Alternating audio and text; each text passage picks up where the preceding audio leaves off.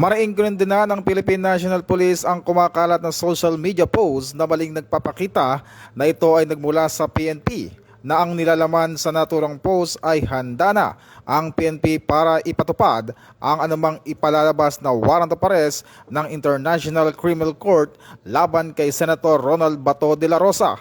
Ayon sa PNP, hindi umano ito inilabas ng alinmang opisyal na communication platforms ng ahensya at hindi rin sumasalamin sa opisyal na posisyon o polisiya ng organisasyon. Nagbabala rin ang PNP laban sa nagpapakalat ng maling impormasyon na maaring magdulot ng kalituhan sa publiko.